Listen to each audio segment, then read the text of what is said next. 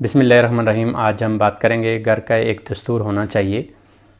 जैसे किसी भी रियासत को बग़ैर दस्तूर के नहीं चलाया जा सकता, किसी भी मुल्क को बग़ैर दस्तूर के नहीं चलाया जा सकता, किसी भी इदारे को बग़ैर कवायद और ज़वाबत के नहीं चलाया जा सकता।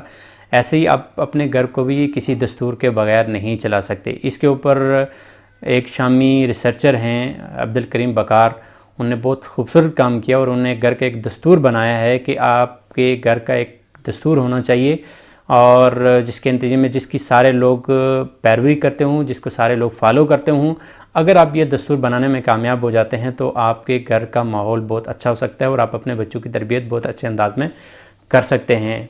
डॉक्टर अब्दुल करीम बकार शामी शहरी हैं और माशरे में ज़ात और इज्तिमाई ताल्लुक़ और तरबियत और इस्लामी अहया पर रिसर्चर हैं। दुनिया भर में अपने मुनफरद मकालात की बिना पर जाने पहचाने जाते हैं।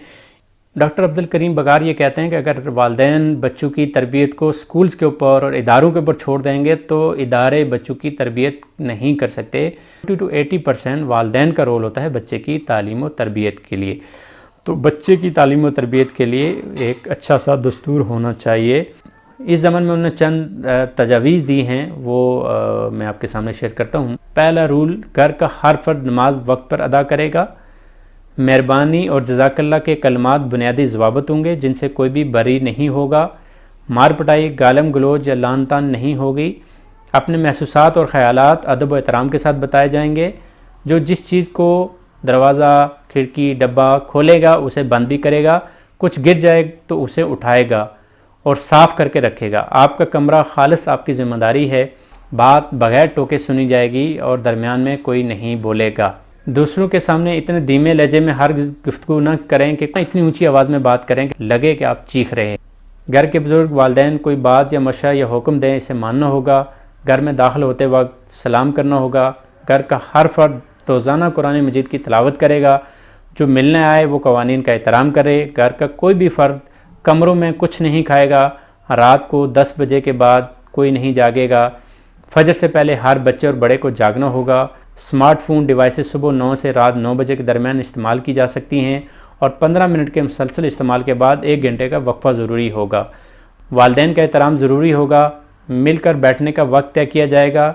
उस वक्त में किसी किस्म के मौसलाती डिवाइस, फ़ोन, आईपैड का इस्तेमाल नहीं होगा। खाने के वक्त सबकी हाज़िरी और शमूलियत ज़रूरी होगी। रात को 10 बजे के बाद किसी तालीमी सरगर्मी की इजाज़त नहीं होगी। घर के अफराद घर और घर में मौजूद हर शे की हिफाजत के ज़िम्मेदार होंगे।